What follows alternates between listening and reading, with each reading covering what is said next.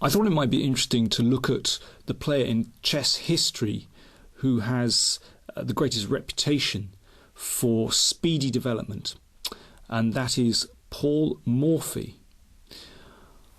I must admit that before researching for this DVD, I had a very sketchy view of Paul Morphy. I knew some of his most famous games, but I hadn't really looked at the whole of his oeuvre, which of course you can do on Chessbase. It's absolutely fantastic. And I was knocked out, actually. I thought his games were fantastic. Yes, there's this idea of rapid development, but also it goes beyond that, from the opening into the middle game. Morphy, it seems to me, was striving all the time to gain the initiative, and he did so in very clever and inventive ways. I mean, it's been said about him that he was way ahead of his time, and I think that's true. It seems to me that his chess was extremely dynamic. He was prepared to sacrifice pawns and pieces to get all his pieces into play, to get the attack. It's this desire to attack which I found particularly impressive. Let me just go through one of his games here, a couple of his games, and it features the Evans Gambit, and this is an opening that Morphy almost made his own.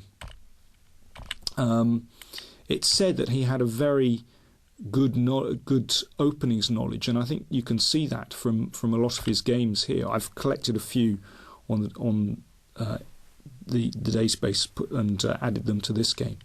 So here we are, the Evans Gambit. It's an outrageous move, actually. I really find it outrageous. Sacrificing a whole pawn. But there's a lot to it. You'll notice that this diagonal here is opened. We'll see that plays an important role in the game a bit later.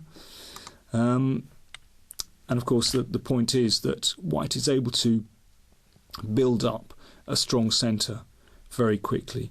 Bishop e7 now has taken over in modern times as the main move.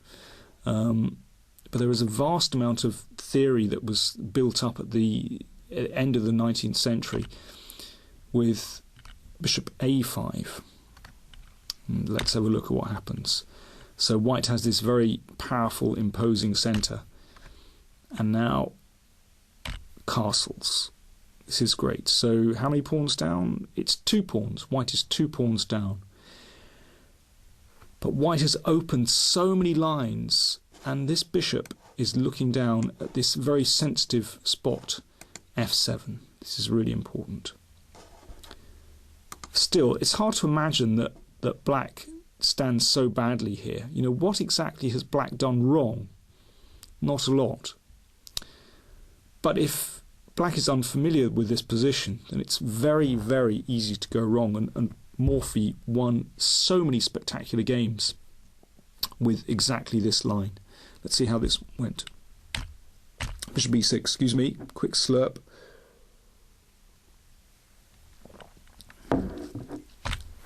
Pawn takes pawn. So White, for just 1 pawn, has a very nice centre, and of course lots of open lines. And from this moment on, you'll see that every single one of Morphy's moves goes forward. Watch this. Knight c3. Whoops. Knight c3. He's moving forward. So knight f6. This is actually a mistake. It seems that bishop g4 is better, but okay, knight f6 is a very natural move. Now watch. We've had one move of Morphy's going forward, knight c3. Now e5, going forward. Pawn takes pawn. Bishop a3, going forward. So the bishop slices down, preventing the king from castling. And at this point, Black is already in huge trouble.